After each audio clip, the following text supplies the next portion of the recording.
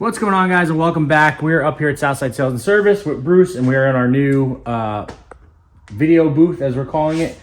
We have a little tech video here today. I get a lot of questions. Bruce gets a lot of questions of what is the difference between kind of like an XC rear suspension to an VR1 to an XCR, and then even as far as to like a cross country and a snowcross side. So we have some here lined up that we're just going to kind of touch on some of the differences. We've talked about all of these differences before, but we've never really lined them up and done it. So I figured it'd be kind of like a cool, quick video just to kind of touch on a couple things and things that have now actually become all similarities between all the model lineup. So here we have the rear suspension at a Jeremy's XC. So 24, so that's a 137. We have an XCR rear suspension, which is a 136. And then we have a Snowcross rear suspension, which are also 136s. So Bruce is going to kind of go through some of the differences, similarities, and kind of what we're looking at here. Okay, guys. So like we talked about before, with an XC to a XCR VR1, the geometry and everything is all still the same. It's just a matter of what you're getting in between. In this case here, obviously, we talk about the Fox 3-position QS3 shocks that comes stock with a 1/2-inch rod, and again, 1 3/4 inch, so a smaller diameter shock. But the design, how everything works, the coupling blocks, transfer blocks, all that is all the same. Where the changes happen is when you go from an XC to an XCR, say, these have a lot of holes in them, big holes, whereas an XCR is much more solid. All these areas are much more solid, especially back here behind where all this transfer blocks are. Everything is much more solid. So, and then you have your rail bracing that we talk about that is on an Assault or an XCR or a VR1. On an XC, it doesn't come with it. It's something that can be added on, but it doesn't come with it. So when you go from a 137 here to a 136 there, realistically, there's no difference in the tunnel length. There's no difference in even the rail length. I could take these two suspensions and switch them between those two snowmobiles, and other than adjust the track a little bit, that's all you'd have to do. The big deal is when you go to an XCR, the strength in the rails, the rail supports, usually when it comes stock, is Walker 2-inch shocks front and rear, not 1 3/4. The multiple clicker, whether it be single or dual on an XCR. These happen to have the new Fox QS3s in them, just because this was a suspension we were using for doing some testing. And in the rear, 4 wheels rather than 3 wheels. The transfer blocks on this one is a little different, because when I put this together, the XCR is usually aluminum with a tie together bar, similar to the race sled. So again, it keeps all this area stronger. When it goes into transfer all the time and it's hitting those back blocks, it just keeps the rails from flexing and that kind of thing. So that's why they do that on an XCR or a race sled. So that's the only thing that isn't on this. But as far as when you go from a 137 to a 136, the 136 also had the tipped rails, where the rails picked up in the rear about just a couple degrees to help it pivot. Not right back at the wheel, it pivoted a little far forward.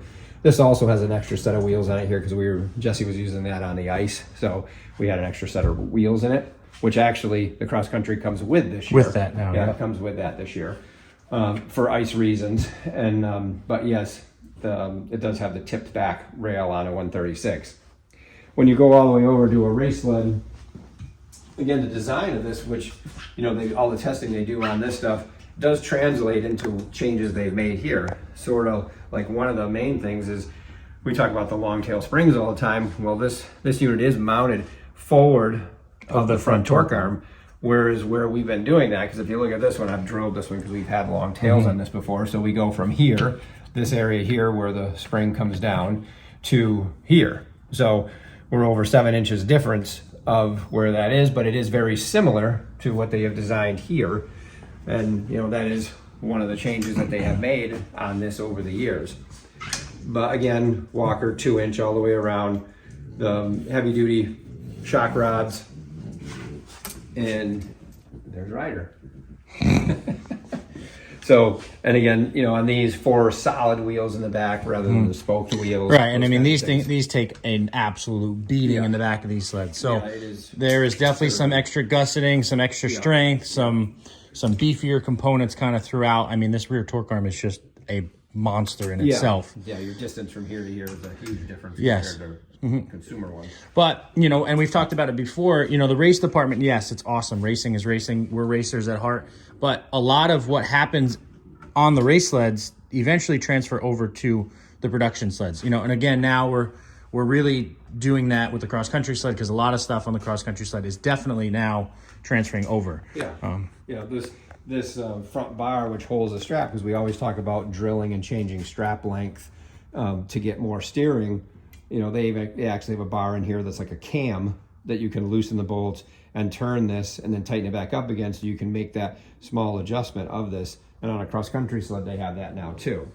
So it's, you know, again, transferring those ideas over onto that. Right. And then actually, now that we're talking about straps and strap length on an XC or a VR1 or an SP or an XC146 switchback, you're only getting one limiter strap for the front.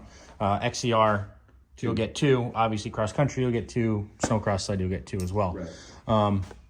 But with all that being said, in 2026 now, we did actually make some changes. You know, Polaris made some changes, and they kind of simplified all this. There's not that many differences anymore. No. So if you go across the board from a VR1 to an XCR to a basically XC, VR1 XCR, cross country, or XCR, dynamics, any of that stuff on a 137, because that's our most common length now anyway, the rail is identical. So they've actually they've tightened up on this stuff so that it is stronger than this has been, but they had lightened this up a little bit because this was kind of like, this rail is the same rail we use on a cross country. They feel, well, maybe we don't quite need that on an XCR. Plus we want to common everything when we're building. So the rail is the same all the way through.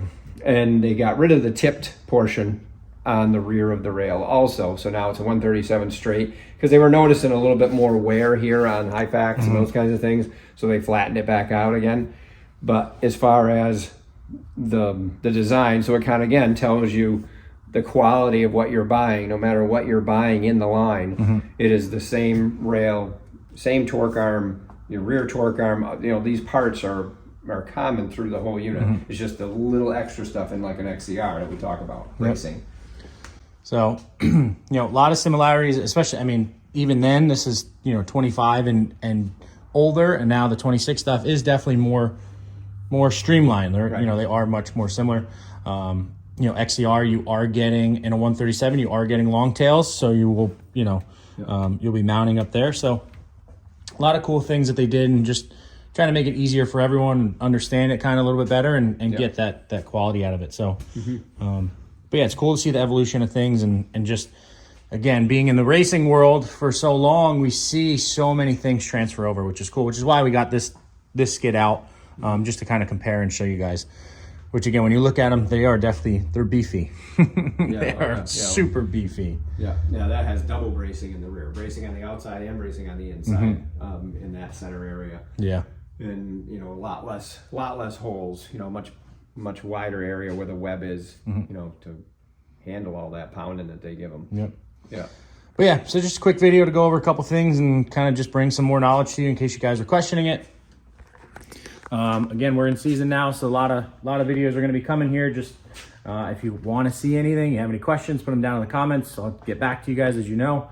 And that's it. We're going to keep trucking here. We got some more videos to do with these that you guys will be seeing. So make sure to like, make sure to subscribe, and we'll see you guys in the next one.